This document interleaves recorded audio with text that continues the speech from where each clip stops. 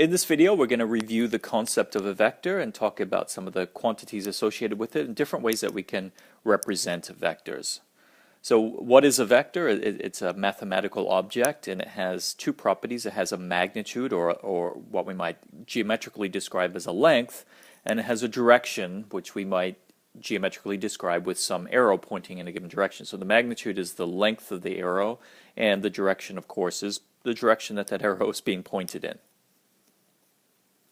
In 3 dimensions, if we're going to work with vectors in 3 dimensions, we're probably going to have some coordinate system set up. So I have x, y, and z coordinate system, and then I could draw that vector in space somewhere, and there's that vector. And I might give it a label, I might call it v. And typically when we're handwriting, we'll put a little arrow over the letter to indicate that it's a vector quantity as opposed to some real number quantity. In a textbook, that would appear in boldface, so you wouldn't see the arrow over it. Typically, it would just appear emboldened. So how can we describe this vector? We'll associate some numbers with it, and those numbers will be called the components of the vector. So we're going to talk about the component form of our vector v here. And in my picture, I have a tail to the vector. There's this point here where it begins, and I'm going to label that point in space, P, and its coordinates are x0, y0, and z0. And then at its tip, there's another point in space relative to my coordinate system. I'll call that Q, and its coordinates will be x1, y1, and z1. So if I want to write the vector v in component form, what I do is I think about the vector joining these 2 points. I'm going to write that as P to Q and put an arrow over it to indicate that it's the vector joining those 2 points together. And its components will be 3 numbers, which will correspond to the change in each of those coordinates as I displace from P to Q. So it'll be the change in x, the change in y, and the change in z. And a common notation for vectors in component form is to use something like an angle bracket here. So you notice I'm not using parentheses now, but I'm using an angled bracket. If I'm talking about the coordinates of a point in space, I'll put that in parentheses, like these points P and Q. But when I talk about the components of a vector, I'll put them into brackets to indicate that this is something different than a point. It's a vector. In this case, to calculate these changes, I just take x1 and I subtract it from x0, y1, subtract y0, z1, and I subtract away z0. And so I look at all these corresponding changes, and those 3 numbers give me the components of the vector. I've taken the same arrow here, and I've moved it over to a different place in space, but I've tried to preserve the length of the vector, so it has the same magnitude, and I've tried to preserve the direction of it, so it should be parallel to this vector over here. And one important concept I'd like to remind you is regardless of where you draw the vector, as long as it points in the same direction and has the same magnitude, it is mathematically the same vector. So if the points on the tip and the tail of this vector are s and t, then the vector connecting s to t is the same vector as P to Q, which was my original vector v. So despite the fact that you're seeing multiple arrows drawn on this picture, there's really only one vector because they have the same magnitude and they point in the same direction. We don't distinguish a vector from where it is in space. We only distinguish it based on these 2 properties here, magnitude and direction. It's very common then to want to put a vector into a standard position. And standard position for us will mean starting at the origin, so the point O with coordinates 0, 0, 0, and then going to the corresponding point in space that the vector determines. I'll call that R now, and its coordinates of that point will be v1, v2, and v3.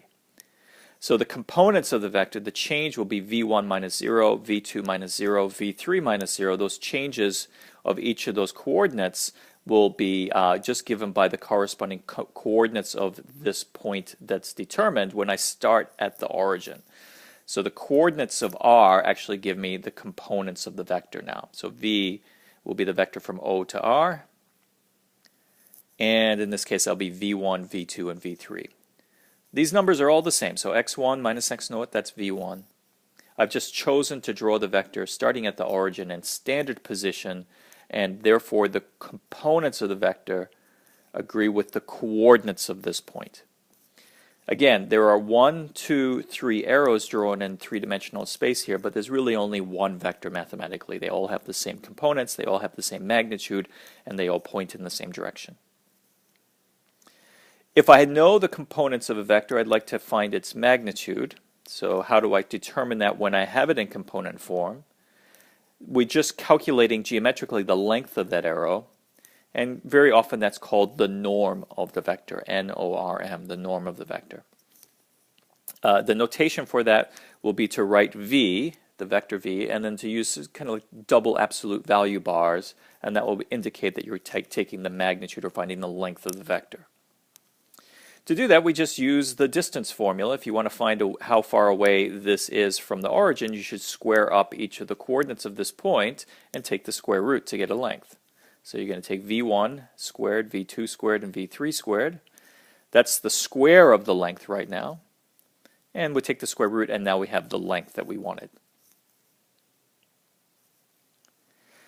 There's a very special vector called the zero vector. It's the vector whose components are all 0. We'll write that as 0 with an arrow on top. Again, in a book it would appear as a boldface 0, and its components are all 0. The length of a zero vector then, therefore, is the real number 0. So notice here I have the vector 0, its length is 0. And you should think of that as a vector that has really no direction, because if you really have 0 length, which direction you're pointing, and it has 0 magnitude. So it's special compared to the other vectors in that it has really no well-defined direction. We'll also be interested in unit vectors. Those mean vectors which have length 1. So v is a unit vector as if I take its length, its magnitude, its norm, I get the number 1. Just a quick illustration of that. So if I take the vector v to be the vector whose components are square root of 3 over 3, minus that value, and then square root of 3 over 3, I have a vector in 3 dimensions. These are called the components of the vector, and we can find its magnitude by squaring up each of those components, and then taking the square root of that to get the length. Notice anything that had a minus sign, when I square it, will become positive. Be careful with order of operations here. So all these terms under the square root here will be positive terms added together. When I square each one, I'll get 3 over 9, 3 over 9, 3 over 9, and I take the square root of that, and if you sum all these up, you'll have 9/9, which is 1. So indeed, this vector here was a unit vector.